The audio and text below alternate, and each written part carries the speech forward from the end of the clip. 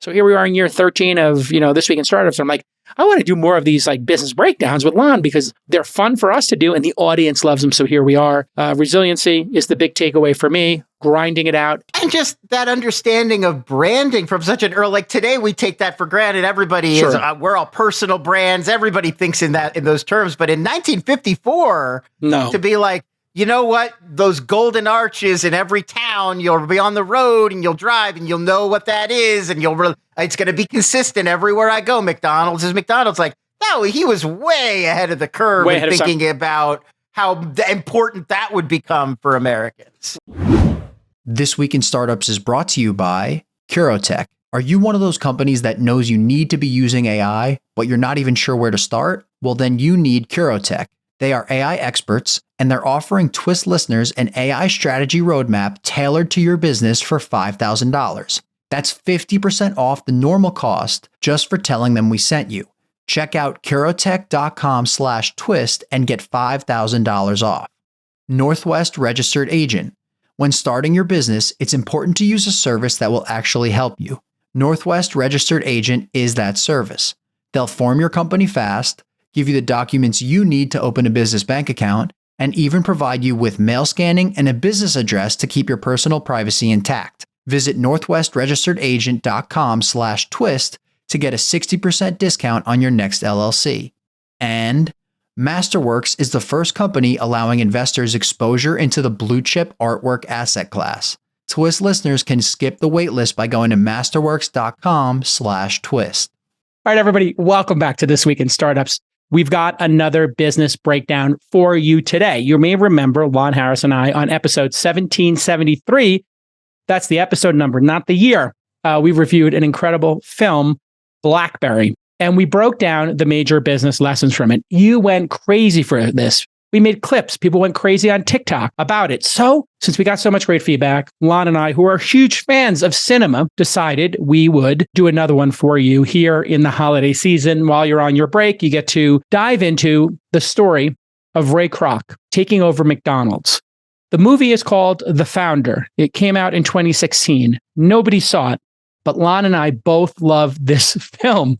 We're going to go through the plot. We're going to pause during the plot to highlight and explain the major business lessons with some real world examples that we as founders and just human beings on planet Earth trying to reconcile entrepreneurship and capitalism and its impact on society and why it's done so many great things. But also, hey, this is a perfect story to talk about the underbelly of capitalism as well, the sharp elbows and all that great stuff. And at the end, we'll do some award categories and recommendations like we did last time. Lon and I love movies. I love Lon. He's one of my favorite human beings on the planet. Great to be with you again, Lon. So the film right now on Amazon Prime freebie. It's actually on the freebie part of Amazon Prime. So you'll see a few ads, not too cumbersome, but it's there if you want to watch it. And from this point on, we're gonna have spoilers. So if you have not yet seen The Founder, pause this, go watch The Founder. It's on freebie. It's free. And then come back Pretty here. Good price.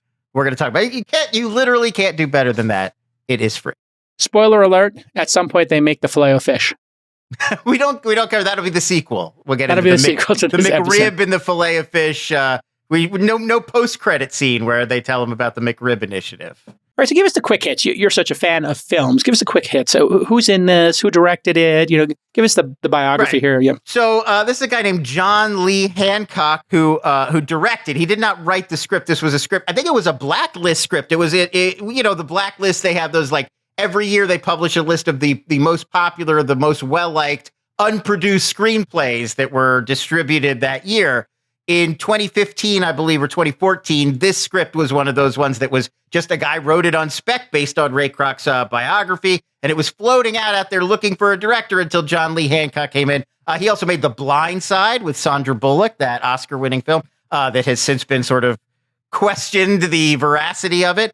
Saving Mr. Banks, that film about Walt Disney making a deal for the rights to Mary Poppins to adapt that. Oh. That's actually, I was thinking that would be another interesting movie for this segment because it's also about negotiation, business, making deals, and sort of these different parties that had very different takes on the same project and what to do with it. So it's kind of an interesting balance here. And then he just did one called The Little Things with Jared Leto and Denzel Washington, a serial killer thing a few years ago. Got it. So he seems to have inspirational and business mixed into his biography, or what do you call it? Filmography. Yeah, definitely an interest in deal making, how sort of business is done, and how, like kind of the impact of that on individual lives that are caught up in that sort of system. I think, there are a lot of different sort of films he's made that have kind of takes on that. Michael Keaton obviously stars as Ray Kroc. You also get great character actors, Nick Offerman and John Carroll Lynch. They play Dick and Mac McDonald, the actual original creators of the very first McDonald's burger stand. Laura Dern plays Ray Kroc's wife, Ethel Kroc, and Linda Cardellini plays Joan Smith, who becomes his next wife. During the course of the film, we also see her perspective. Patrick Wilson plays her husband. They are early McDonald's franchise owners who have their own kind of way of doing business. So that's kind of the long and the short. Also, the cast. Written by Robert D. Siegel, who I looked up. He also did two films I very much enjoyed. There's one called Big Fan, that was with Patton Oswalt. That's a very Sundance-y kind of film, $500K. Very dark comedy, but dark interesting. Comedy. But yeah. And he also did The Wrestler, or wrote The Wrestler, I should say. He wrote The Wrestler. I love that movie. Yeah. He also, interestingly, worked in comedic writing. So he was a senior editor at The Onion from 1996 to 1999 and editor-in-chief from 1999 to 2003. So I thought that was also notable, the path of the screenplay writer. You and I are both writers. Mm-hmm. But so hard to make movies, huh? When you're a screenplay writer or a director, you work every 5 years or so on something. One, I feel like this is clearly the sort of thing that comes from a veteran screenwriter because it takes so many sort of odd, unexpected turns. It's a format that we're very familiar with. Person made good, Horatio Alger, rags to riches, the rise of this great brand. I mean, we had even a ton of those movies this year about the story behind all these famous brands. But this one takes a very different tack where it's very conflicted about the guy and what he has to do in order to succeed. And it neither completely trashes him and presents him as a monster, nor is it a hagiography that presents him as a saint-like great man. Usually a biopic, you're going to come down on one side or the other. Like Ray, the Ray Charles movie, great movie, not. But even when Ray Charles does things we recognize are not good or struggles, it's never like, well, Ray Charles wasn't a good guy. It's always like Ray Charles was a great guy. He was a troubled man. He had problems like everybody. This movie, I don't think is Ray Kroc was a great guy. He just had troubles. It's like, maybe Ray Kroc wasn't such a great guy. It's kind of asking you to make the decision about what kind of a guy he was and how early in the process did he make the decisions about what he was going to eventually do with this company. So we'll get more into that, but that's a very interesting screenwriting thing that I think this movie does that a lot of other movies would not do. And I think the reason is, if you were in Hollywood, correct me if I'm wrong, you're going for the biggest box office possible. And if it's a conflicted, complex character, maybe you don't feel as jazzed after watching it. Maybe you're not over the moon. Yeah, and exactly. So it would have been better to just, sugarcoat the whole thing and make it like champagne and more exciting for Audiences people. love rousing, inspirational biopics when it's something that's going to make you feel good and make you feel like, hey, this guy. And we were talking too. This is a story about he's in his 50s when this story starts. Yes. So there is an angle on this that's just like, don't give up. Persistence is key. Even this 52-year-old down on his luck guy created McDonald's. There is a take on this story that's which would have been more of a crowd pleaser. This is the more sort of like layered, thoughtful take on it, I think. Yeah, these are people in the final act of their business careers, like I am. I'm 53 now. Ray Kroc was 52. Mac and Dick McDonald were 52 and 45. Yeah. This was a $25 million budget film. Feels like more, probably because of Michael Keaton in the role of Ray Kroc. $24 million box office, so the thing broke even. Has a really strong 81% approval rating on Rotten Tomatoes. I thought it would be higher. I thought this would be something that the critics would like a lot more than that. Just overall on a film, you thought this was excellent, great. Where would you put it in your scoring system? I think this is really good. I think it's definitely above average for a biopic, and I think it takes some interesting risks. It takes some interesting chances in exploring Ray Kroc story with a little bit more thoughtfulness, I think there's a more obvious, easy version of this movie out there that you could make that this one kind of doesn't go for. And I sort of admire that about it. Did you know of this film before I suggested it? Had you seen it?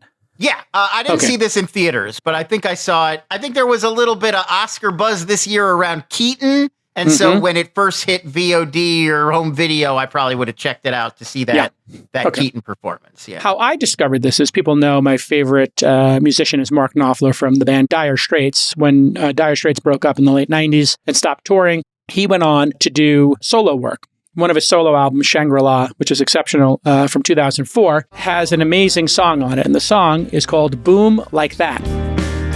Croc style. And this song, it was just... I rocked out to this song driving. I always loved it. And I listened to the words, and I you know, as you frequently do, you listen to the lyrics and you start to put together, what is the song about? I just like the catchy beat, right? And the guitar riffs. And then I found out Mark Knopfler had read Grinding It Out, the autobiography of Ray Kroc. I guess Mark Knopfler had read it, then wrote the song. These boys have got this down. Ought to be in one of these in every town. The person who wrote the screenplay had also, like me, been a fan of Mark Knopfler, and that is the origin story of the movie, is my understanding, is that he heard the song, then read the Ray Kroc book, Grinding It Out, which the movie The Founder is based on, and the song by Mark Knopfler is called Boom Like That. I just want to give you the lyric here, Lon, and get your reaction to it. Sometimes you got to be an SOB. You want to make a dream reality. Competition? Send them south. They're going to drown. Put a hose in their mouth. Do not pass go. Go straight to hell. I smell that meat hook smell. Oh, my name's Ray Kroc. That's Croc with a K. Like crocodile, but not spelt that way. Oh, it's dog eat dog, rat eat rat. Croc style. Boom like that. Oh, it's dog eat dog, rat eat rat. Croc style. Boom like that. Okay, you've seen Sunday Night Demo a ton of AI tools, and we've learned that these tools are going to help you do so much more with less. That means more revenue and less overhead. But here's the hard part for a lot of companies. How do you actually integrate your AI into your daily work flow? Well, you got to check out Curotec. Curotec specializes in strategic consulting and product engineering for AI tools. Curotec starts with strategic consulting, and they bring those ideas to life with their expert engineering teams. They offer a few key services: AI strategy road mapping. These are collaborative sessions to find out where AI can give you and your company a competitive edge. AI-powered SaaS features, where they're going to strategize, design, and even write the code for your AI SaaS product, and they'll help you automate repetitive tasks. So here is your call to action. Curotec is offering their $10,000 AI strategic road mapping service for 50% off. This includes up to 3 90-minute sessions to find opportunities for AI in your business, a comprehensive breakdown of these opportunities, and a technical roadmap to make the solutions a reality. So go check out curotec.com/twist and get $5,000 off. That's curotec.com/twist. curotec.com/twist. His take seems to be the more negative one, that you know, this was almost theft. This was corporate theft. And I think, you know, again, that's there's a movie that's that version of it, where it's just, here's this monster. He stole this company away from these two good guys who just wanted to make people delicious cheeseburgers. And I think that they don't go for that either. They definitely, it's a measured, like, because I think the movie's very aware of McDonald's would not ever have been McDonald's if it was up to Dick and Mac. Like, they were never, they might have franchised it around, there might have been 10 or 12 locations around the Midwest or whatever. Those guys were never going to turn it into this juggernaut that has changed the world, created the fast food industry, you know. Yeah. So, I mean, there's a balance there. It's something to think about. Just so people know, we took the screenplay, we took the autobiography and put it into Notebook LM, the new Google Notebook LM, which we had the creator of on the pod recently. We tried to see if, you know, they're going to drown, put a hose in their mouth, which is in the film and is in the song, is in the biography or autobiographies. We couldn't find them. So if you find the origin of that quote, I think Mark Knopfler made it up. But I love that evocative line. Yeah. It's interesting because if you Google it, which I did, a lot of those fake SEO bait, like brainy quote sites bring it up and say they misattribute it or attribute it to Ray Kroc, but I could not find an actual citation. So I think all of those are quoting him from this movie, which are quoting probably that Mark Knopfler song. Yeah, absolutely. Don't trust the internet. All right, let's get into the plot here. Unless, I mean, it is possible he read he maybe read the autobiography of Ray Kroc and then he read a different book about Ray Kroc that does have that quote in it. Because it does seem like if you were writing your own autobiography, you probably wouldn't self-attribute that quote. Yeah, I mean, a song does not need to be, it's an interpretation of the spirit of the person here. No, right. And I mean, it wouldn't need to be a Ray quote. Kroc he didn't say all those other things. He's putting words in his mouth throughout. And that's, we should know, Mark Knopfler does that all the time. Like a lot of his songs are, it's not him speaking, it's a character speaking. Most famously. Yeah, I was going to say that the Money for Nothing, where he's using slurs or whatever. It's not the Mark Knopfler, the singer. He's playing a guy who's narrating that song. Look at those yo-yos. That's the way you do it. Make that money on the MTV. Yeah, exactly. All right, so let's get into the story here, because the story of McDonald's has so many business lessons, and the movie's super compelling. So we'll use the movie as the bones of the architecture as we go through the story. Yeah, so we open in 54 in St. Louis. At this point, Ray Kroc, he's in his 50s. He is a traveling milkshake mixer salesman. He's got this 5-spindle milkshake mixer that I guess if you had a very busy 50s diner and you needed to make a bunch of milkshakes at a time and customers didn't want to wait for you to individually make them milkshakes, this would be a helpful device. But he's bombing out. We see him going from diner, a lot of those 50s drive-in diners, and he's trying to sell them on this milkshake. Nobody's biting. While he's there, we kind of note him. He's clocking the problems with this entire restaurant concept, that you end up waiting a ton of time. They're not efficient. They don't get you your food quickly. When it does arrive, a lot of the time the orders are wrong. And then it's also not an environment where you want to sit and spend time and eat. There's hoodlums and teenagers. It's noisy. It's chaotic. There's trash everywhere. It's not a place he feels welcome and invited, even as he's there trying to sell them this milkshake mixer. Then, crucially, he gets an order for 6 of these devices, which, if you've been paying attention up until now, he's had trouble selling even one. So he's thinking about what kind of restaurant could possibly need to make, 6 times 5, 30 milkshakes simultaneously. He finds out it's this burger place called McDonald's in San Bernardino, California. You could still go visit that very first San Bernardino. It's not still a McDonald's. Now it's like a museum dedicated to the first McDonald's, but it's still standing. It's a really good observation you had of him clocking the joint. And they do this visually in the film with you see him looking at the garbage, seeing somebody smoking, the loud music. He gets his food. He realizes like he's selling into a suboptimal business in and of itself. And they don't have any conception of, well, if we made food faster, then people would come more often. And it really is an interesting insight that not only he had, but that the McDonald brothers had the same one at the same time. And so in entrepreneurship, often many people come to the same epiphany, the same opportunity at the same time. Before Facebook came out, there were Friendster and MySpace and a number of other social networks, for example. But sometimes it takes somebody like Zuckerberg to come in and see it be a mess, like MySpace was a mess. And I thought of MySpace as the analogy here to these, burger joints. Like he came in there and made it fast and organized and clean and friendly and efficient, right? And so, yeah, I mean, the movie really does give you, and I don't know how accurate maybe there were other fast food operations at the same time doing this, but according to the film, the McDonald brothers had a tremendous amount of innovations all in one that Ray Kroc is seeing all together. It was, instead of driving your car up, you park and you walk up, which cuts down on the sick chaos of people sitting in their cars and the people on roller skates having to go navigate through all these cars. It cleans it up. It allows them to control the environment more. They use this incredibly efficient factory style assembly line to make the burgers, which we see Richard McDonald has worked out in extreme explicit detail where everybody is and what their movements are, where they have to go to get their supplies. And so maximizing efficiency to get the burgers done in 30 seconds or less, which allows them to to handle so many more customers. And even there's a great moment when Ray Kroc first arrives at this McDonald's. He gets it. It's a long line, and he gets to the back, and the lady in front of him, she says, "Don't worry about it. It goes really quickly." And it's the right here. And Don't worry, it moves fast. Really?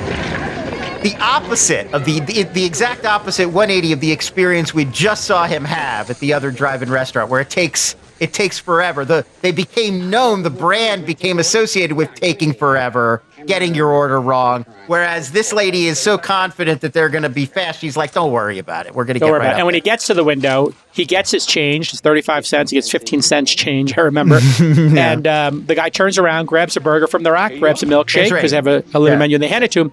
And he thinks it's a mistake. Michael Keaton's like, I just ordered. That's a mistake. Now it's here. And that shows you how profoundly different this experience was. This is very important for founders to understand. You can make something so profoundly different that it viscerally changes a person's experience, right? And you have that experience. I think Uber is a really good analogy for that. When you first use an Uber or you first use DoorDash, it was so dramatically different than calling on the phone and getting an order. Before that, using Movie Phone to buy tickets or Amazon Prime. And so my mind was like, always there's room to make something faster and cheaper. And this did essentially both. Yeah, and I mean, there are other innovations too, the all paper packaging. So before you had to worry about plates and forks and where are people going to sit to eat their meal and breaking, the dishes are shattering constantly. It costs a lot of money. They're constantly replacing dishware. So that was another McDonald's innovation was, it's all paper. You just throw your trash away when you're done. And he's sitting there sort of marveling at all of these lessons that they've learned. He introduces himself. He gets a little tour behind the scenes. And then he tells the McDonald brothers he wants to take them out to dinner, hear all about their story. He says, this is the most amazing restaurant I've ever seen. And I've seen it all. I've been in the food service industry for years. So then, we get to this whole scene where sort of the movie lets Mac and Dick kind of relate to us the McDonald's story up until 1954. Yeah. They had a couple different companies, couple different concepts before they made a lot of the same observations that Ray Kroc had made about how inefficient these drive-in diners were. And they kind of came to their own conclusions, and then they kind of walk them through how they fixed it. Yeah. And this is really the product market fit moment of the film. And in our industry, product market fit is you conceive of a product and then you try to find if a market responds to that product. And here they talked about how they tried to get people to embrace this, but it was really hard because people were upset that they couldn't get service in their car. But then once people got it and they enjoyed how amazingly consistent it was and how good it tasted, and the price and the speed, all of that added up to that they had market pull. And they demonstrate market pull in the film when they have a big opening. And, the big opening's amazing. They put big lights out there because they had previously worked in the movie business. So they put those floodlights out there. They put jugglers and clowns, whatever, to get people excited. Everybody showed up. Everybody loved it. A bunch of flies showed up and it kind of canceled the party. So the next day they thought they had to go back to the drawing board, but then slowly people started showing up because they had such a great experience and word of mouth happens. And Lon, this is the key to the success of McDonald's, but it's also the key to being a great entrepreneur. You've done it when you have market pull. What is market pull? That's when you get virality where people are telling their friends about the product. This can be experienced with something called Net Promoter Score, when people rate you a 9 or a 10 as opposed to a 1 through 8. But it's so good that people promote your service for you. McDonald's was so good. It was so revolutionary. This humble burger, fries, and shake, very simple with a pickup window. It was so dramatically different that people told their friends about it. When people tell their friends about it, you cut out one of the major expenses in business. Lon, what is that major expense? The cost of acquisition. Customer acquisition, marketing. Exactly. All right. Listen, we all know starting a business used to be a real pain in the neck. You needed to get a lawyer. There were tons of hidden fees. It was a mess. Now, with Northwest Registered Agent, it only takes 10 clicks and 10 minutes. Northwest provides everything you need to start and maintain your business. Every LLC, corporation, or nonprofit Northwest forms comes equipped with registered agent service, a business address, a website, and hosting, email, a phone number, and all of this is covered by Northwest's privacy by default settings. Again, your full business identity is going to be live in 10 minutes and in 10 clicks. So here's a very simple call to action for $39 plus state fees. They're going to form your LLC, your corporation, or your nonprofit, and you'll be able to launch your business in just minutes. Visit northwestregisteredagent.com/twist today. That is northwestregisteredagent.com/TWIST today. And so when Uber came out, they didn't need to market. When Teslas came out, they didn't need to market. Why? Their net promoter scores were so high that when I got my first Tesla, and you were there when I had it, people asked for a ride in it. People asked questions about it. It was so transcendent. So this is super important. And I'll just end on this part. In terms of product market fit, I don't know if you noticed this as well, Lon. They made a point of demonstrating the ketchup and mustard dispenser. Now, the reason I believe they did this was because they wanted to show that it wasn't, that they had actually made physical innovations. So they had made some sort of a funnel with a handle and a grip. And when you squeezed it, it portioned out 4 dots of ketchup or 4 dots of mustard perfectly. And what that allowed them to do. This is still used in the fast food industry today. You'll see behind the scenes at like Taco Bell where they got a little gun because it puts the exact right amount of sour cream on the taco or guacamole on the burrito or whatever. So it's exactly like that.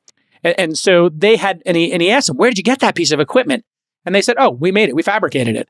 And so I just want to end on this piece. You may think a business is too simple, like getting a cab, right? Or, making a burger. But if you make it 20% better across 10 different vectors, now you might have something that's 200% better than what you had previously. So you don't have to have one thing that makes it better. What McDonald's showed was they had a series of maybe 30 innovations, hard fought. Some of them were simple, some of them were complex, but they had the audacity to not stop innovating and creating efficiency. Nick Offerman plays Richard, who's sort of the brains behind the operation. And I think he's presented as being completely relentless. Like it was never good enough.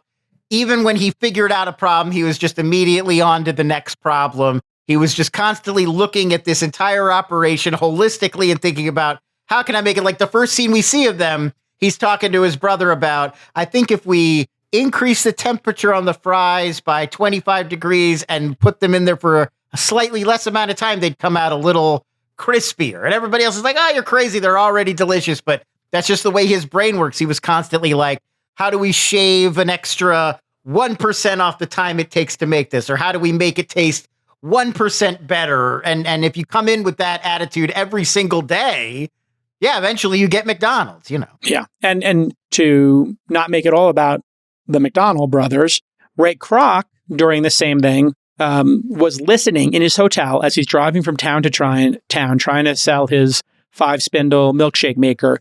He's listening to self-help records. Yeah. And the self-help author, and he's got like a portable record player with him that he's ostensibly sets up every night in his hotel room to listen to the same records over and over again. And it's talking about resiliency and what business is about. And so when I meet young founders and I introduce them to a business book to be inspiring, or like we're doing right here, or when I'm doing This Week in Startups, I was thinking how important it is to tell stories and to look for inspiration. And Ray Kroc was a relentless entrepreneur who was relentlessly trying to make himself better and find a big win. He just needed one win because the 2 or 3 things he had tried to do previously didn't work. And he's constantly getting mocked for those things. But here he is, the person who created McDonald's, the modern day McDonald's, not the original drive-in. It's important for you to remember the self-help, that he was listening to self-help would be the equivalent of today listening to podcasts. Well, I mean, that's still like a trope in this kind of movie, in the sort of the go-getter, plucky upstart. A lot of the time they're listening to motivational stuff in the car at the beginning of the movie. And I think they tweak it in a really interesting way here, where we open with him listening to this motivational record about resiliency. And then at the end, we see him and he's preparing to give a speech of his own and he's ripping it off. He's plagiarizing the record he listened to in the opening scene as his own speech, talking about the importance of resiliency. So I think it's shading it in a way. It's like, well, is it just resiliency? Because the McDonald brothers were resilient as well. Is it just resiliency, or is it the willingness to do whatever it takes? Oh, yes, we're going to get there. To win.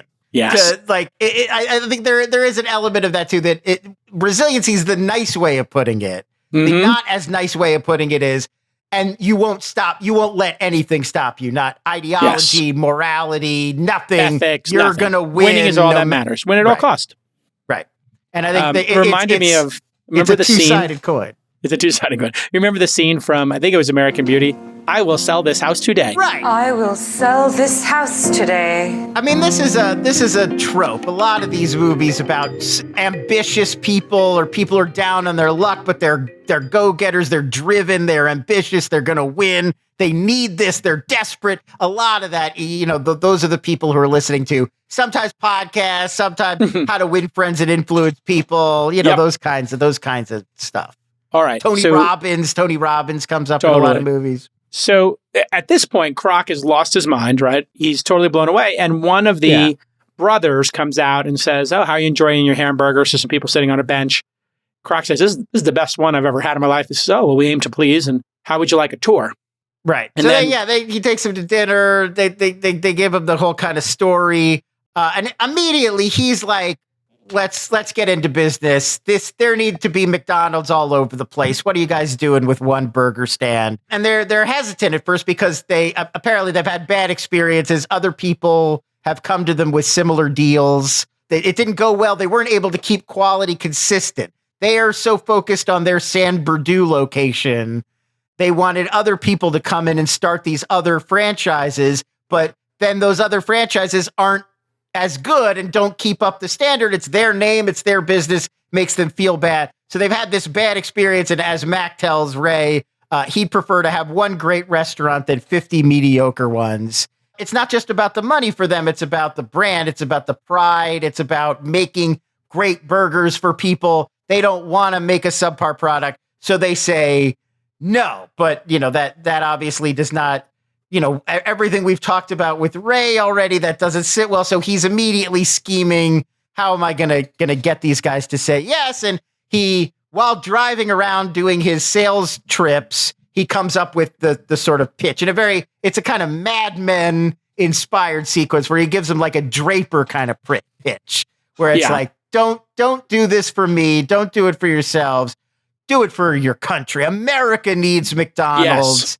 Yes. He's talking about, he was driving around and he sees every community, there's a cross because that's where people gather for the church. And and there's a flag because that's where people gather for the government or for the court. And then he's like, to him, the golden arches of McDonald's, which was not his invention, which was Richard McDonald's idea. But he thinks the golden arches need to be just as prominent and it's just as important and central to American life. And it's this very patriotic, do it for your country kind of pitch. And this is where like complementary skill sets of founders, comes into play. The people who start a company are not the ones who always get it to the promised land. And, you'll sometimes have complementary people on the team.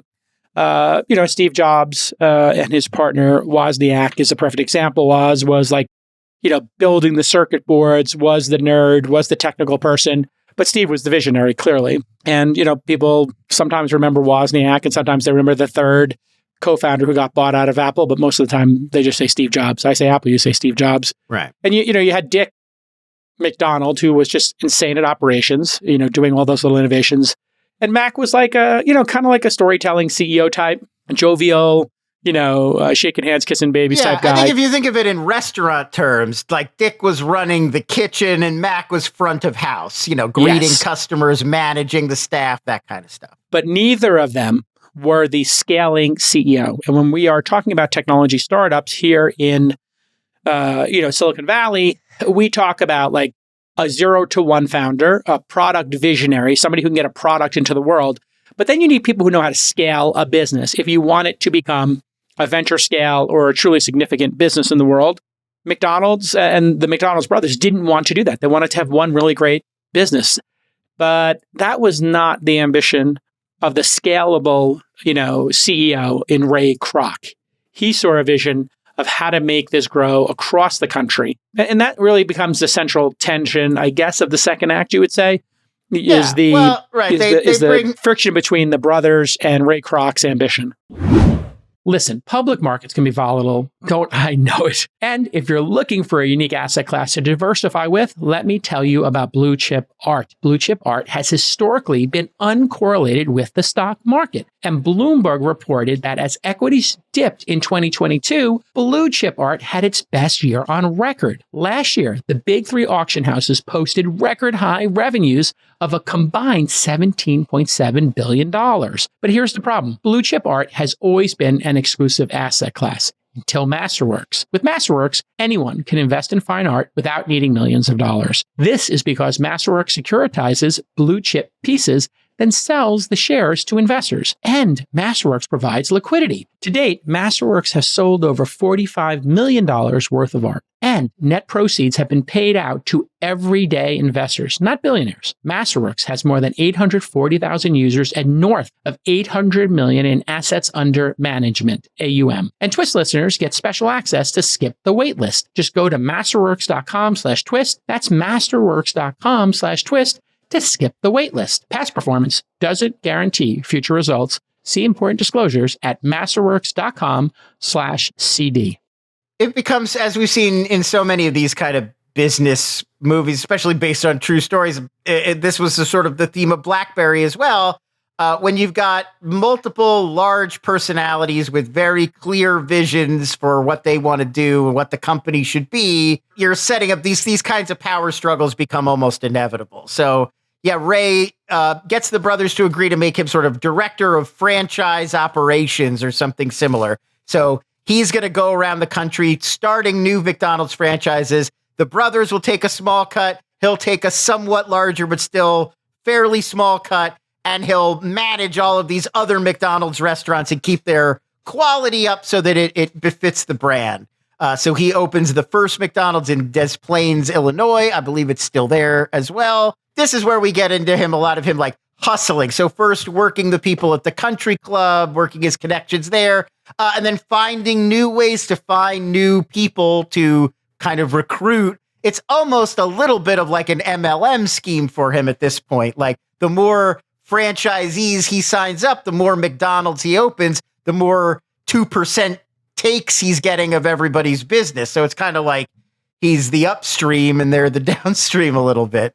And that is the criticism of the franchise business model. And it's all the great part about it is, you know, the franchisees have to do all the work, but they may get this incredible formula. Now, this is something that's hotly debated. If you dive into Subway, and we should do a deep dive into Subway, because I'm sure they'll make a movie about Subway at some point. Those franchisees are really ground down, and grinding it out is the name of Kroc's book. So there is something to this.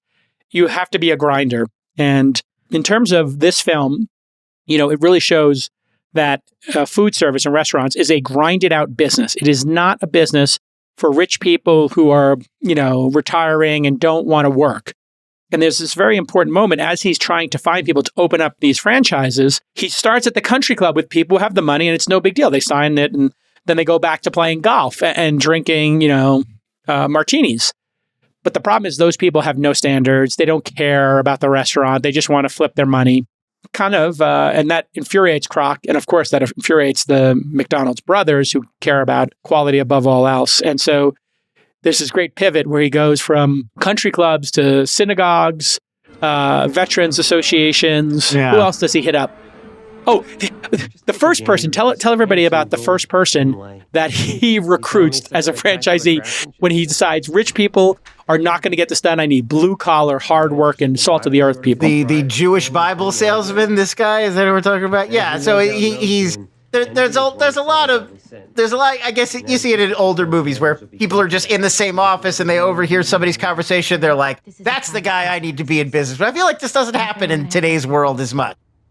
There are random collisions. This would fall into the category of collisions or sliding doors. Meeting, he goes to his own office and there's this very pushy Bible salesman trying to sell to his own secretary who's not interested, and this guy is just relentless, not giving up. And then he stops him in the hallway and he's like, "Hey, you know, who are you? Tell me about yourself." The guy, his name's Greenbaum or something obviously Jewish. And so it's like, you're a Jewish guy selling Bibles. The guy's like, "Look, I gotta make my nut. I gotta earn a living." And that's how he's like, that's the kind of light bulb moment for Ray. Yes. It's like, I need people who they need this. This is going to become their life. They're going to be obsessed with this the way I'm obsessed with this. Not these country club guys who don't really care. They've already made their money. I need hungry people. In our industry, we want people to have skin in the game. And this is why in our industry, people selling or founders selling their secondary shares and not having a mortgage payment, or kids in private school, or 12 months of runway, 6 months of runway, 18 months of runway. The venture capital community and the architecture of the entire system is a bit of a pressure cooker. It's very rare that somebody gets 5 years of funding and some huge salary that competes with the salary they had at Apple or something. And that pressure makes the diamond.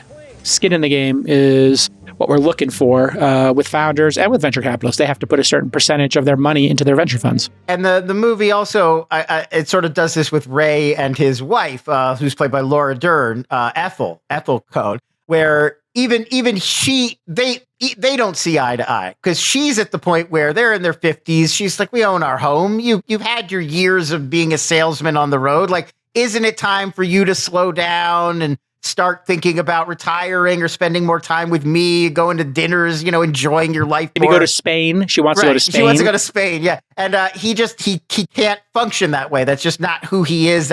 And we sense that that's never going to be who he is. It doesn't matter how much money he makes, how comfortable he gets. He's never going to want to just rest on his laurels and stop building. He's just that kind of a person. He wants to win. He's competitive, and that's the only sort of life that he can envision for himself. And so, later over the course of the film, he meets a franchisee named Raleigh Smith and his wife, Joan, who's much more of his kind of mindset. She's a go-getter. She's hungry. She's ambitious. She loves money and wants to make more money. And so, you can see that's the attraction of him to her, is that, again, it is about skin in the game, but it's also just about having that kind of motor, just having that personal ambition versus, just a different kind of person who's not as caught up in the rat race, I was going to bring this up. Spouses are so critical in the formation of startups. Now, you'd think they don't go to the startup every day. But if you think about it like an Olympic athlete, or if you think of it like a Navy SEAL or somebody who's doing some extreme pursuit, well, their spouse might have to sacrifice. Oh, they're on a tour of duty, in Afghanistan, or they're going to the Olympics and they've got to do 3 workouts a day, and they're going to be, doing some competitions all over the world.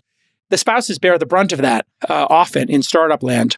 They have to take care of the family if there's a family. They have to manage the domestic stuff. And this becomes a bit of tension often, because one person is pursuing their life dream and they're getting all this glory. And the other person is doing all the chores and having to cheer them on. And then the person who's cheering them on will become resentful. And then the person who is going out and working on this, they might have their spouse then become critical of what they're doing. And then that is the death of the marriage. It's the death of the partnership. It just becomes irreconcilable often. And that's why often when I talk to people who have families and kids, and they're starting a company and they want my advice, I say, well, have you talked about this with your partner / spouse, whatever your common term is? Make sure you have that aligned, because some people work to live and some people live to work. And this is like the tension you see when I tweet on Twitter or X on Twitter, whatever I'm doing on Twitter, posting on X, and I say like hard work pays off. And then people are like, but what if it doesn't? And it's like, well, that's kind of implied, but okay. And it's just fundamentally, some people, when the whistle blows at 5 o'clock, that's when their life begins. Other people, when the whistle blows in the morning, they get to work, that's when their life begins. Yeah. So different strokes for different folks. Yeah, and I think that is part of the sort of, it's both the McDonald brothers versus Ray Kroc. It's Ray versus his wife, Heather. We see that kind of play out several times over the course of the movie. Those kind of just very different ways of measuring success, and what does it mean to be a success, and what does it mean to have a successful company or marriage or whatever else. So I think that's really interesting. So at this point in the movie, Ray has he started having the same kind of success and market pull that the McDonald brothers had. Now Ray is starting to experience, where rather than going out and recruiting, people are coming to him. McDonald's is becoming a breakout sensation. He takes this trip to Minneapolis where they're opening a new franchise, and he gets this kind of hero's welcome, and he realizes this is really, I'm on to something. This is really taking off. And that's the point where the tensions really start to build between him and the McDonald's brothers, because he starts to feel more ownership.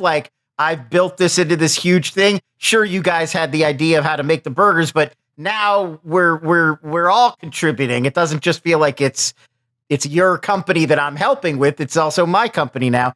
I think part of what they're implying is that this was always kind of who Ray Kroc was, and he's just becoming unleashed. The more powerful he gets, the more rich he gets, the more status he gets, the more he's sort of free to become that person, and he doesn't have to be the salesman anymore who's constantly pitching and glad-handing everybody. So as he kind of comes into his own more, we get a lot of back and forth where he wants to make changes and the McDonald brothers are not into it. Like, the main one being that the contract he's getting, I think it's 1.9% of the revenue from these franchise restaurants. He was so eager to sign the deal, he didn't really worry about the math at the time. Yes. Now that it's really taking off and succeeding, he's recognizing that that's not that much money. I've got all this overhead that I'm managing, and I'm only getting 2% of all of these actual locations. I'm not getting rich the way I should be getting rich. And this is a path that founders go along. You have complete doubt and uncertainty and fear. And then you start winning. And then your confidence builds. And then that confidence can become arrogance. It can become narcissism. It can become, momentum. It can go either way. And often it goes multiple ways. And so it's important for founders to not feel so low in the beginning when you're figuring out product market fit and you're figuring out the business, because that is the part of the process. Is the suffering, is the, not making enough money, is being underappreciated. And then what happens is you hit it. And when you hit it, then all of a sudden, everybody wants to be your friend. Everybody's giving you applause, thanking you, hugging you. You're the greatest person ever. And this is where, having a strong foundation as an individual, a strong sense of morality, a strong sense of ethics, a strong sense of who you are as a person. And this is where your parenting and everything comes into this. And what will happen is people who are not grounded, man, you can see them go off the rails, all different kind of directions. And tragically, people who don't get product market fit, they can get depression and worse. And so I thought that the movie did such a good job of capturing his journey from just being considered a loser by everybody, knowing he was actually a winner, knowing he saw these opportunities that other people couldn't see. He knew, Lon, that he had it. He knew he had it, but the world doubted him. And then he starts turning a corner. And every week, every month, every franchise that joins, he realizes he's awesome at this. And everybody who doubted him is wrong. He gets the divorce from his wife. He gets the new wife who is, aesthetically, played as younger and more beautiful. And more importantly, who wants to be his partner in crime and his partner who pumps him up and says, you can do it and you're awesome, and wants to be involved and celebrating the victories. Not who needs real ice cream? We need profits.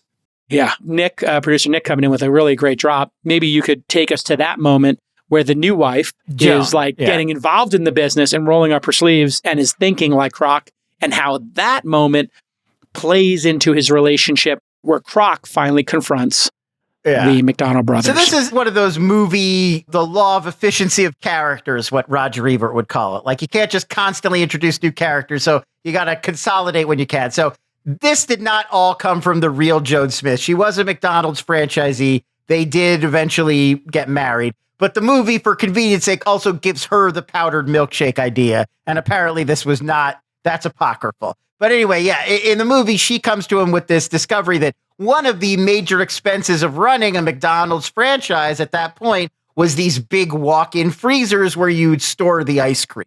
And it's a thing that it annoys Ray at his franchise. It annoys the other franchise owners. It's soaking up a lot of what should be their profits. So Linda Cardellini, who plays Joan Smith, she discovers in one of those trade industry magazines powdered milkshakes, which you could sort of simulate the milkshake experience, but it doesn't require a freezer. It's not real ice cream. You just mix the powder into water. And it did one of those food science discoveries in the 50s and 60s they were so into. It's kind of a NASA kind of moment, right? They were taking freeze-dried stuff. Yeah. The food chemistry and troops. food labs and all that, all those discoveries in terms of like chemical, artificial flavoring and all that was big business at this time. And they were constantly coming out with these new kinds of products. And, today stuff like powdered milkshakes and powdered potatoes or whatever, there's a lot of we are already stereotyped that as like, that's institutional food, that's cafeteria food, that's prison food. But in the 50s and 60s, they were obsessed with technology. They thought that stuff was amazing. This is the future. Everybody's going to eat powdered milkshakes one day. Yeah. So Ray and Joan very excited about this idea, but Richard McDonald is like, milkshakes have ice cream in them. It's a part of the deal. No. And just refuses to negotiate or discuss or talks about it. So that kind of becomes the last straw. And this is a key because we haven't talked about deal making and negotiation, but in order to get the deal for McDonald's, he had to agree that the McDonald's brothers would approve every change to what happens in that restaurant. So if he wanted to change the ice cream and milkshakes to a powdered one, he needed to get explicit written approval from the McDonald's brothers, which they would never give. And they were slow and they were resistant to change. Right. So he's trying to sort of figure out this power struggle. And it's another one of those kismet. He's just having this conversation and then somebody's like, hey, I have the answer. But he meets Harry Sonnenborn, played by the Office vet BJ Novak, who would later go on to become McDonald's first CEO. He's just at the bank as a fellow customer, overhears this problem, and meets with Kroc and figures out the solution, this very elegant, somewhat devious solution, which is rather than focusing on the franchise itself and taking a little piece of the profits of the franchise, McDonald's should be buying the plots of land that the restaurants go on, and then they lease those plots of land to the franchise owners, which gives the McDonald's company all the control over the location rather than the franchise owner, and they're just taking a little chunk of change every month of the profit. So let me reflect this back so the audience doesn't miss it. McDonald's had franchisees. The McDonald's brothers own the McDonald's experience, and Ray's in the middle. He can't make enough money off of the 1.9% he negotiated. Is there a problem? A big one. You don't seem to realize what business you're in. And you're so not in the burger this business. Clever person says, well, you're really in the real estate business. Why is he in the real estate business? It turns out when McDonald's opens a restaurant, the entire world goes next to them. So they're so successful that they, in fact, are distribution. And Starbucks has a similar phenomenon. If you put a Starbucks, they research where they're going to put them really well. When you place a Starbucks, the block on either side of that Starbucks now goes up massively in value. Why? Foot traffic, obviously. So they were leasing the land under the McDonald's, building these iconic buildings with the arches, as you can see in Lon's background there, key part of the story. But they were leasing it from landowners. Who benefits from that? The landowners. Now, if you wanted to get around the McDonald's brothers deal, well, if you own the land, if Ray Kroc had a separate company that owned the land and he leased it to the new franchisee, so the franchisee signs the franchisee documents, finds a construction person, builds it, and then opens their restaurant, does it matter if they get the land from Ray Kroc or they get it from some random landowner? Well, Ray Kroc realizes that's the business. I'm assuming they didn't mention this in the story.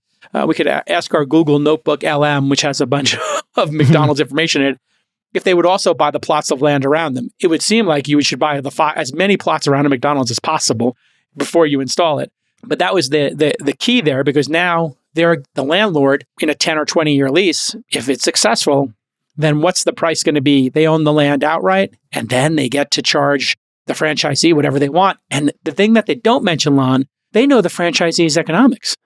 So they can match the rent for that land, the lease, to what they think is the maximum breaking point that doesn't make the franchisee go find another location. Right.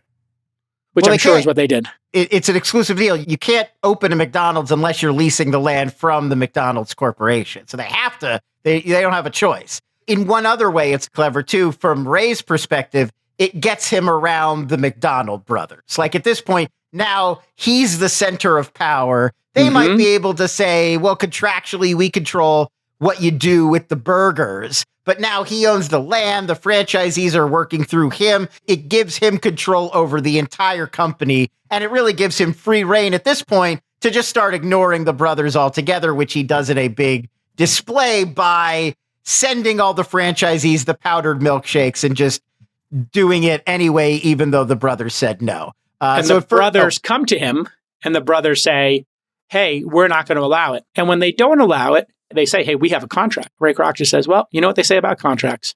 They're meant to be broken. Yeah. And that's when he goes to the dark side, in my mind. You realize he has the money, he has the power. He's now somehow wrestled control from them. And he feels emboldened to, in any situation in his life, to use the law or to use might and power, money, to just create the world he wants. And this happens in business as well. We just had a situation where Apple is being accused of hiring all these people who built patents for the Apple, for smartwatches and healthcare, like oxygen reading on your watch. And they stole employees and they're apparently being sanctioned now. But, a company like Apple might get reckless as they have money, distribution, and power, and they will roll over people around them. And so this is when Ray, I think, kind of crescends into the, I don't want to say dark side, but just being cutthroat. If you don't agree with me, sue me.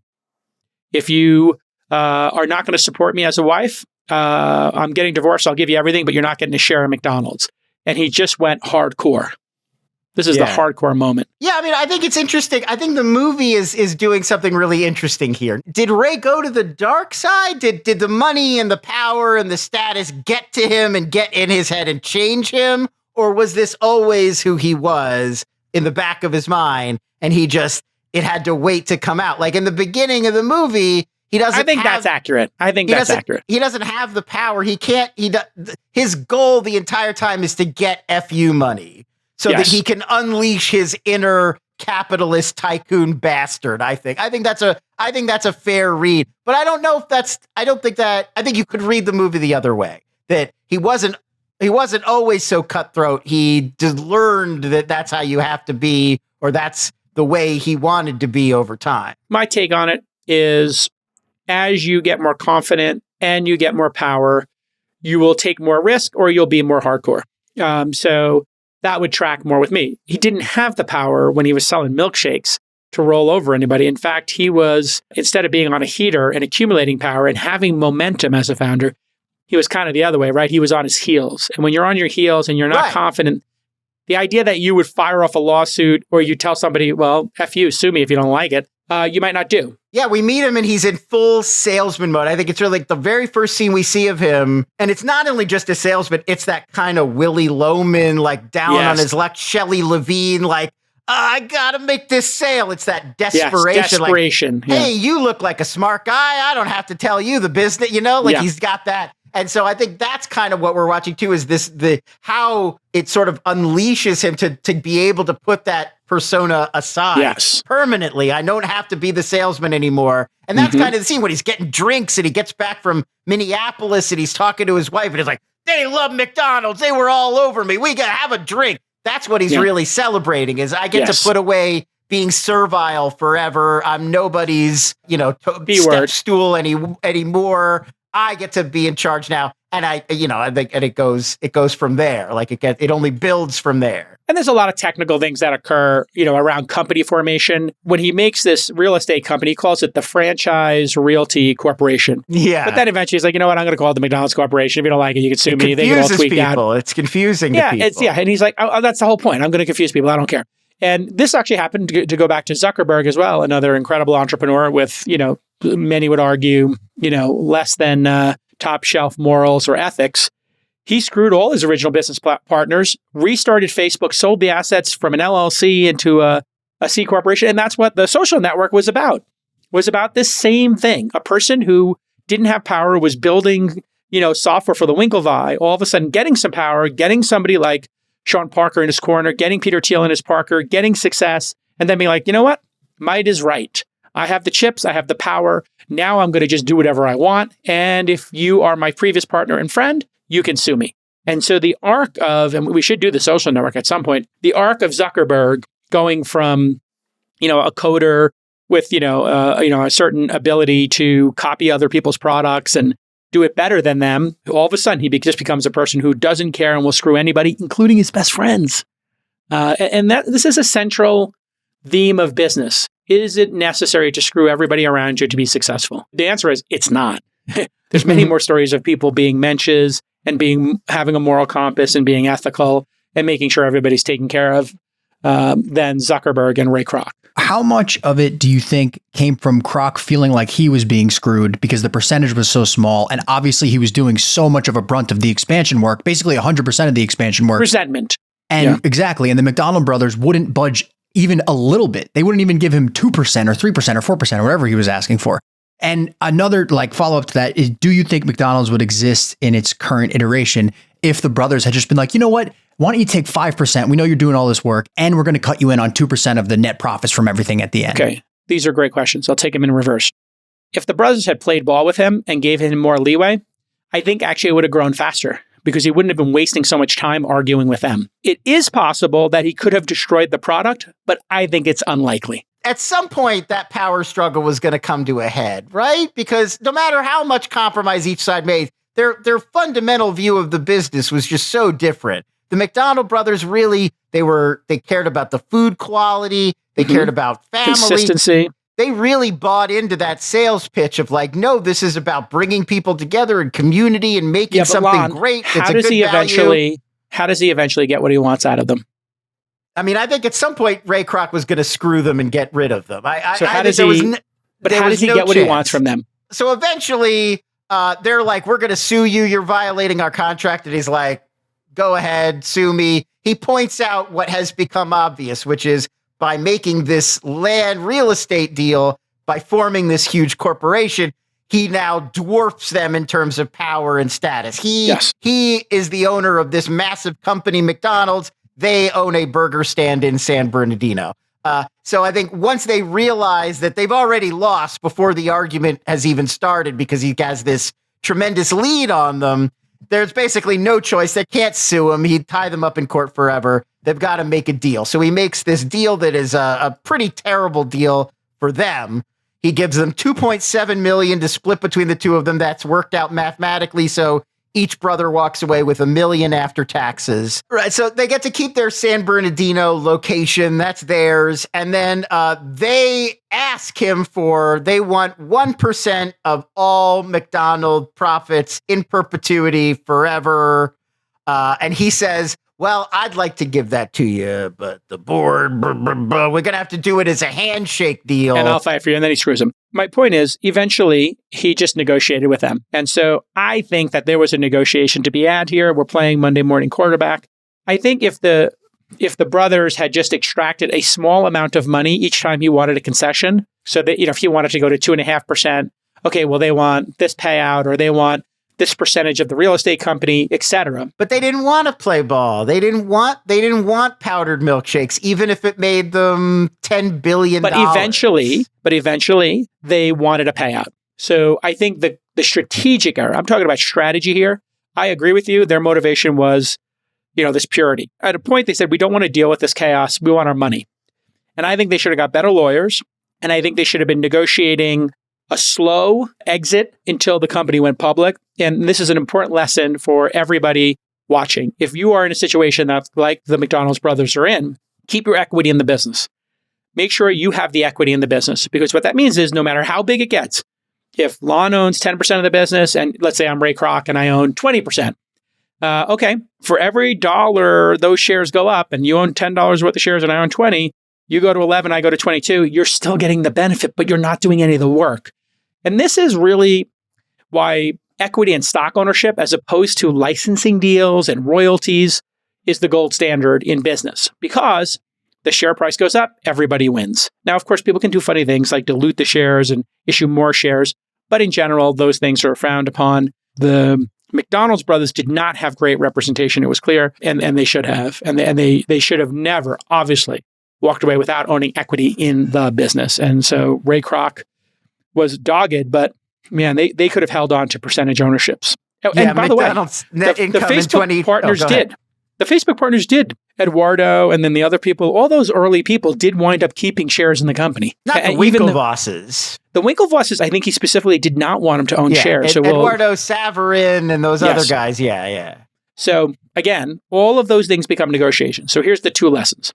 Number one, if you're the king or queen and you've won power, you can really negotiate hard and you're going to wind up on top in all likelihood. But if you're the person who's getting screwed, you really want to fight doggedly to make sure you own equity in it. because that person has proven to you that they're a lunatic. And if that person has proven that they're a lunatic and they'll fight to the end, well, you want to have equity in them. Eduardo Saravin wound up with over 50 million Facebook shares. So he did quite well for himself. Yeah, he's doing fine. I just think there's a lesson here about like fiscally compensating people based on their value to the company. Like he was so valuable, and you see, which I think goes back to Lon's point earlier about this being like a really measured take on this. It didn't make him look like a total terrible guy, but it also didn't paint him like a hero.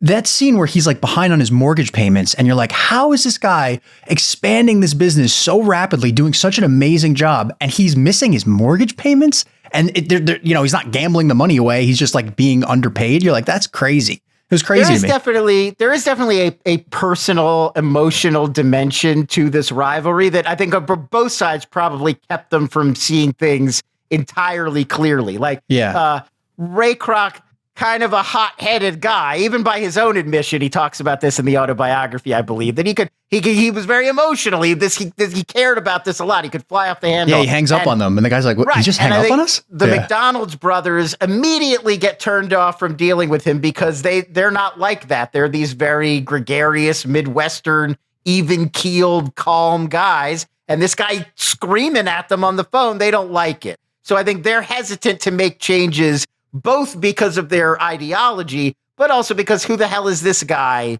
to call and bark orders at us? And I think it's the flip side too. Ray, by the end of the movie, has become vindictive, where it's not just about, I want to get the most money, I got to take care of myself. It's like, oh, I'll leave you your San Bernardino restaurant, but then I'm going to open my own McDonald's right across the street and put you out of business. Yeah, he wants to bury them. It is personal. Right, exactly. Yeah. Just because now I hate you and we've been combative for so long that now I want to get my sort of revenge and stick the knife in. So I think, yeah, it's a business negotiation, but it does inevitably take on this personality clash as well, where they start to hate each other. The film ends. The McDonald's brothers get their money. Well, I think there's a fascinating scene at the very end where which one? Dick McDonald and Ray Kroc end up, after the legal proceedings, they end up in the restroom together. Yeah. And, it's a total movie trope, by the way. The epilogue in the bathroom. It's very screenwritery. I'm sure this never happened, but take a leak and do the debrief.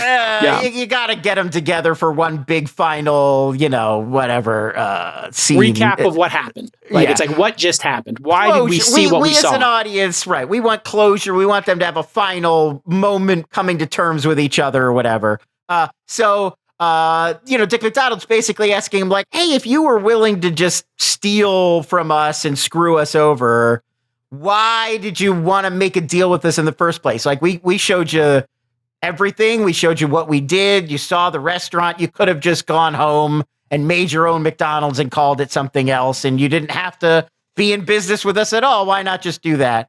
And he says it's the name McDonald's, that was part of it. Part of the package and the brand, and when he showed up that day to get his burger and was blown away, that was part of the experience, was that it was called McDonald's, this very welcoming, friendly, all-American name. He points out his own name, Kroc, very Slavic, immigrant sounding. So Who would ever want to eat at Croc's is a great line. Well, who would ever want to eat at Croc's? And then in the epilogue to the epilogue, so that's like kind of a mini epilogue, but there's another one at the end where they actually show Ray Kroc speaking, and he's talking about how beautiful the McDonald's name is, how iconic it is.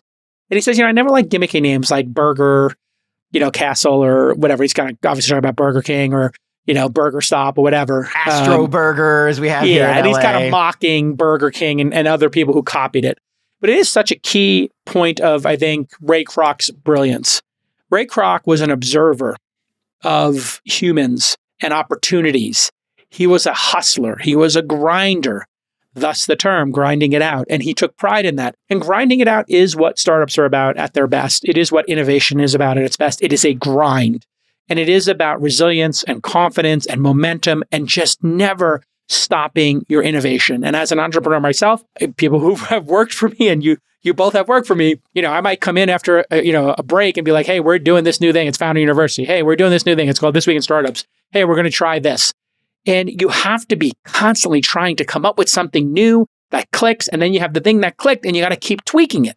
So here we are in year 13 of, This Week in Startups. I'm like, I want to do more of these like business breakdowns with Lon, because they're fun for us to do, and the audience loves them. So here we are. Resiliency is the big takeaway for me. Grinding it out, having great lawyers. And just that understanding of branding from such an early, like today we take that for granted. Everybody is, we're all personal brands. Everybody thinks in those terms. But in 1954, to be like, you know what? Those golden arches in every town, you'll be on the road and you'll drive and you'll know what that is. And it's going to be consistent everywhere I go. McDonald's is McDonald's. Like, no, he was way ahead of the curve thinking about how important that would become for Americans. Which, by the way, at the start of our careers, we saw this information superhighway as this incredible opportunity because you could transmit information and go anywhere, get any information for free or close to free. And really the highways, the American highways built in the 30s, 40s, 50s, 60s were essentially like the platform shift of its time. Route 66, he says early on, Ray Kroc, I have this vision of Route 66 and you can go across the entire country, which was built off the innovation of the factory, which created cars by Henry Ford. And the McDonald's factory, and when they're making that tennis scene, is based on Ford and him making the assembly line. The assembly line. So we should sit here for a moment, I think, and reflect on platform changes, right? We're sitting here with AI as a platform change. We witnessed cloud, we witnessed mobile, we witnessed broadband and the internet itself, PC revolution, cloud revolution, all this kind of great stuff. And it just, when there is a new innovation that occurs, like factories and the assembly line, many people can profit from it. Or when there's something like, infrastructure that's built, many people can profit from it. McDonald's wasn't the only people who profited off of Route 66 and the highway system, hotels. Yeah, Howard Johnson's would have been the same area. Yeah. Tons of brands. And then going big is my final lesson here. People do not have a gambler's mindset. And if you look at the McDonald brothers, they had a protectionist mindset, Lon. They wanted to protect what they had because what they had was really special. They weren't willing to risk what they had to have what McDonald's has become. And that was their choice. It's obviously a critical mistake if you want to make a ton of money, but they did make a killing, for people who made a hamburger joint, but they only wound up capturing, if you take it as 10 million in today's dollars or, close to 500 million if you had put it into the S&P, or it would have been $1 billion between the two of them. They only got a fraction of the actual. Yeah. I mean, McDonald's last year made $6.1 billion in net income. That would have been 61 million if they got their 1%. Yes. And that would have been every year. And that's for 1 year. That's 1 year. That happens every year. So lots of big lessons there. McDonald's, big company. I think there's one other really interesting. We were talking about lessons. We were talking about these sort of sea changes and shifts in not just individual companies, but the way kind of business is done and approached. And I think this movie is also about another kind of pivotal shift or sea change moment. The McDonald brothers are like when you in elementary school when they teach you Adam Smith and capitalism. You do those like. You make something at home and then you bring it in and you do a little like mini economy in class. Like I'll sell you, here's what bartering is. And I'll sell you one of these for two of those. And that's how we have an economy. And I think that's where the McDonald brothers stopped. They were like, we want to make the best product for the best value. And we're going to be better than all of our competitors. It'll be faster. The cheeseburger is going to be juicier. And we're going to make everything as perfect as we could. And then that's where they stopped. And I think Ray Kroc represents a modern take on capitalism, which is not just about looking at one product and looking at how much of that product do we sell to how many customers, but all of these elaborate financial systems and products and institutions and ways of investing, ways of thinking about scaling companies and growth. Scale is the key word, Lon.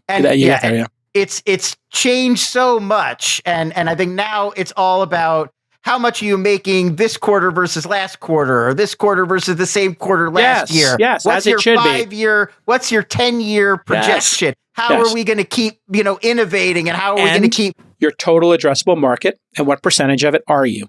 Exactly. And so the Kroc brothers were never thinking, well, how many milkshakes and hamburgers are eaten every year, and how many of those can we capture? They're just thinking, well, there's a person in front of me. How delighted are they with the burger? And so that was the first half of capitalism. And here we are in the second half of capitalism is how much can I capture? Producer Nick, any moments or lessons from this that you take away? It really was profound to me when he went to Phoenix for the first time, which was the first Golden Arches establishment. And I just thought it was amazing how, that's still a feeling that we all have. If you're on the highway in the United States, if you're on a long road trip and you see the Golden Arches, you're like, oh, I could get some food there. Look, Mickey D's. I just, Jason, you talk about real world virality a lot. And back in the 50s, that basically didn't really exist, right? Like what was that? And he just saw it. And I said this before, but my other main takeaway was just like, if somebody is doing such a lion's share of the work, you have to get them in on ownership and compensate them properly and keep them around, because that would have been much more lucrative for the McDonald's brothers in the end. And what they did wound up and who knows if that's really the reality, but we're just talking about the movie. Multiple sides to the story, both of their sides and the actual reality are the three that we're left to deal with, right? Yeah, I think those are great thoughts as well. All right, we like to give a little awards here. So Nick, lightning round here. These are the awards for the film producer Nick came up with. What's your first award you want to give? The number one award, well, you guys have to give them, but you could just choose any character you want. The Would Hire Award for a character you would hire immediately. So you're telling me there's a chance? Would Hire Award. Well, I mean, can we say Ray Kroc? You could say Ray Kroc, yeah. I mean, when you got somebody with that much to prove and who's that resilient and dogged and hardworking, that's the person you pick. I mean, after that, it's got to be the guy who explained to him his basically consigliere who explained to him how real estate works. Those would be my two. Harry Sonnenborn, first CEO of McDonald's. Yeah, Harry Sonnenborn. That's, I mean, I think we got to take Ray Kroc out of it, so I go with Harry. Who do you go with, Lon? I mean, I feel like Dick McDonald is a good answer there. Dick McDonald being the sort of the innovator. He's none of it exists without him coming up with the ways to make the burger better. He's got to be there at the ground floor, or you don't have a product. Got it. So you got the product market fit guy. I got the financial engineering guy. We both would have taken Ray Kroc first, I assume. The Would Fire Award. You're fired. For a character you would fire immediately. Who would you fire immediately? God, I don't want to say the first wife. She doesn't even work there. She's just I know, but she's such a downer, and she's doesn't believe in him, and she was, man. They didn't give Laura Dern a lot to work with, by the way, in this movie. No, she played a sourpuss. That's such a thankless role. The wife who just wants her husband to stay home. I always think of they didn't even really give her like a mad scene either. They didn't let her go. I always think of I love Donnie Brasco, but Anne Heche in Donnie Brasco has the most thankless role of her job is literally stand in the kitchen and yell at Johnny Depp for not being home enough. And there's 4 scenes they keep cutting to it, and it's the same every time. And this is one of those thankless Anne Heche and Donnie Brasco type roles where I also think she's just there to be, why aren't you home more? We should go to Spain. Yeah, no, and you're 100% right. Not giving Laura Dern, a really juicy character is just a huge mistake. Yeah, she's Laura Dern. She's a queen. Yeah, Can I jump in here? I have an answer for this one. Okay. Who do you hate? I would immediately fire Joan Smith's nerd husband, who just lets Ray Kroc Smith completely ogle his wife in front of him at the dinner scene. Ray Kroc should have been smacked there, and that guy is just what a loser. I would fire him in 2 seconds. He sings a song with her. Yeah. That's an instant toss. He's just ogling her, and he's like, "That's my wife, dude," and he's like, "Yeah, I don't care." Maybe you grab him by the belt. Actor Patrick Wilson. I know, I know it's Patrick Wilson. Yeah. That's what I'm firing. Who are you firing? Imagine treating Aquaman's brother that way. Let's see. Who would I fire? That's all of the hoodlum teenagers. Get them out of there. None of these hoodlum teenagers can hang around. Okay, next one. Scarface Push It to the Limit Award for the best money-making montage. Oh, there's a few good ones in here. There are some good ones in here. Push it to the limit. So in the film, there's the montage when they're on the tennis court. And I can think of 4 montages right now in the film that are all. But there's the tennis court one, right? That would be considered a montage. Yes. I love that because that's the product market fit tennis court montage. Operational excellence. Yeah. I like that one. There's another good one where they're opening up all of the McDonald's, and you just get those lower thirds of like each new location as it goes up, and they do a really good job of. I'm assuming it was probably one plot, and they would just build out a few different looks to make it look like it was different McDonald's locations. I'm sure they didn't build like 5 whole old school McDonald's, but they shoot it. They're very clever. It definitely does not look like the same location over and over again. I love the one where he's pitching. He's at like the temple. He's at the synagogue. He's at the mosque. He's at the church. Yeah. And he's like, Mazel Tov. Like, the he's VFA, like doing the different. The VFA. Make me part of your tribe. Yes. Yeah, the absolutely. VFW. Yeah. I love that one. Right, VFW, That's pretty great, actually. Yeah. These are good ones. Yeah, because he's even peppering in Yiddish phrases. Yes, exactly. Right? That's what I'm saying. Great about it. Yeah. He thinks he's thankful to be at their mishpucha or whatever. Yeah. Yes. Yeah. All right. That's good. The next one, the Travis Award for Biggest Force of Nature.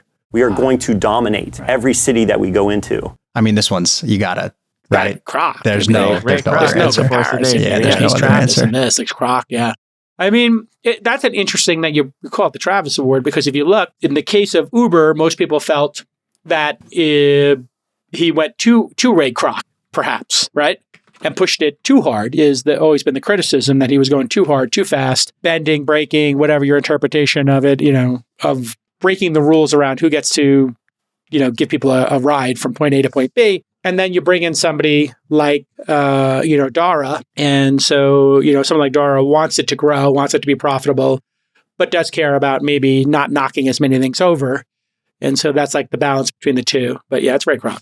Gotta be. 100%. Got it. All right. Any ideas for the next one? Jason, you mentioned Social Network. Lon? Man. Are you on board for that? Do you have any other ideas? Oh, for our next episode? Yes. I mean, I think Social Network makes a ton of sense. I think Moneyball would be the other one I would say is an interesting movie that still has a lot of like fans and is part of the sort of discourse people talk about a lot. I think that would be... It's fun too because it's not directly business, right? It's baseball thinking about it analytically like you would operating a business. How come there's no business bio of Oprah? Why is there no movie about Oprah's career? Oh, I mean, probably when she gets a little old. I think she's still too in the public eye. Like you need to wait a few more years for her to be less present, and then you do the Oprah movie. Howard Stern, Private Parts is a pretty good business movie. It might not have enough to it, but it is definitely do that. That's an interesting one. There was, it's on Prime Video now. There is a really good movie called The Burial that came out this year with Jamie Foxx and Tommy Lee Jones, based on a real lawsuit from the 90s where a small mortuary owner took on like one of these huge funeral service conglomerates in court. And Jamie Foxx plays this kind of ambulance chasing TV defense lawyer who ends up representing the small business. Tommy Lee Jones is the owner of the small business. Really well done, like kind of a throwback courtroom drama, but really well done. And it does touch on a lot of the kinds of, like David versus Goliath kind of stories. Like it's an interesting one to check out as well. I think Boiler Room comes to mind. Moneyball comes to mind. Boiler The Big Room, Short would be iconic. Did I see Margin Call on here? That's a good one too. Yeah. I mean, that's an indie about the financial crisis. Like I almost feel like The Big Short is a bad one because it kind of does that to itself in the movie, right? They have those cutaways where they're like explaining everything. Yeah, I almost feel like Margin Call is the more interesting take that fewer people have seen. Margin Call is like amazing. 48 hours behind the scenes at Lehman Brothers, like the day that their analysts figured out that the entire market was about to collapse. I think it's actually Goldman because Goldman was the one who sold and survived. Lehman was the one that went under. Yeah, you're right. It's Goldman. It's amazing. Jeremy Irons, greatest movie speech Jeremy maybe ever. Irons, Zachary Quinto. Incredible, yeah. The goal of this is to get business lessons out of it. And this one had so many business lessons. Yeah. I mean, we could go like I do totally feel off like Moneyball has a lot of good ones. That's why I think Moneyball's got a lot of business lessons, yeah. What does Jeremy Irons say? You could either be willing buyers. There's three ways to get ahead in this business. You can be first, you can be the smartest, or you can cheat. We don't cheat. And I'd like to think we have a lot of smart people in this room, but it's a hell of a lot easier to be first. That's like the big thing when he decides to sell. It's amazing. All right. This has been amazing. Great job, Lon. Our Twitter handle, our X handle is TWI Startups. And let us know which business breakdown you want next.